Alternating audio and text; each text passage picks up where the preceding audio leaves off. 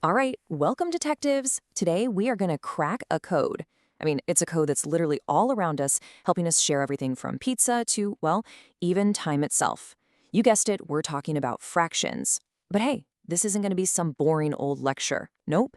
Think of this as an investigation. So let's just dive right in, shall we? Okay, let's just jump right into it with a puzzle. Seriously, look at this. Imagine you and a friend are about to share a pizza, and you are hungry. So you get a choice. Do you want 1/2 of it, or do you want 2/4 of it? Take a second and really think about that. Is one of those a better deal? Is there a trick here? Well, this very question, this is the first clue in our whole mystery. That is absolutely right. It's time to put on your detective hats because your mission, should you choose to accept it, is to find fractions that are basically in disguise. We're talking about fractions that look totally different on the outside, with different numbers on the top and bottom. But, and here's the secret, they're actually the exact same amount. So our first official case file is all about this idea of sameness. We are going to uncover a concept called equivalence. I know, it sounds like a big fancy word, but trust me, the idea behind it is super simple, and it is absolutely the key to cracking this whole fraction code. Okay, so here's the official definition, straight from the detective's handbook. Equivalent fractions are simply fractions that represent the exact same amount of something, even though they look different. It's kind of like two spies using different code names, but deep down they're the same person. Let's actually see what this looks like in action. All right, so our investigation is going to start with a really simple piece of evidence. The fraction. 1/2. Just look at it. We've got a whole bar, it's split into two equal parts, and one of those parts is shaded in. Simple enough, right? This is our baseline, our starting point. Okay, now for a little detective magic. Watch what happens here. We're going to take our fraction, 1/2, and we're going to do something to it. We're going to multiply the top number, that's called the numerator, by the way. We're going to multiply it by 2. And here's the really, really important part. Whatever we do to the top, we have to do to the bottom number, the denominator. And boom, we get a brand new fraction, 2/4.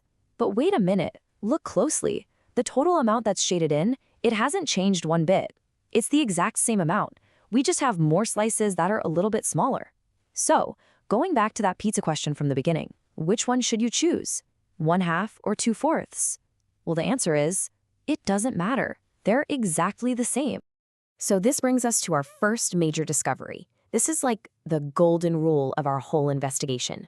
The big secret is just this. As long as you multiply or divide the top and the bottom by the exact same number, you create a perfect disguise for your fraction. But do you want to know the real secret? The deep down reason why this works? Think about it. When we multiplied by 2/2, what is 2/4 really? It's just 1.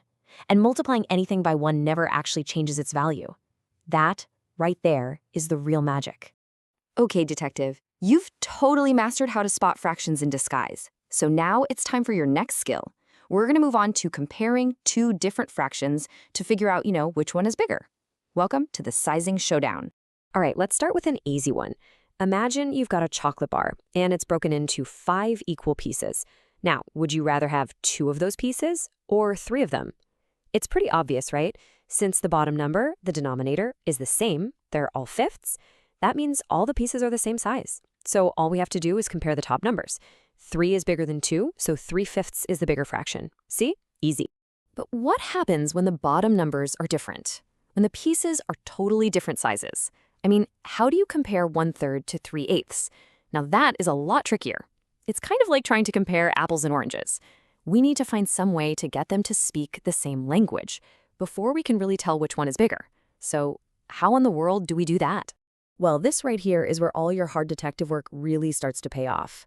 We're going to take that exact tricky problem and use our skills to solve some real-world cases. And guess what? The tool we need is the exact same one we just learned about, creating those equivalent fractions, finding that common language.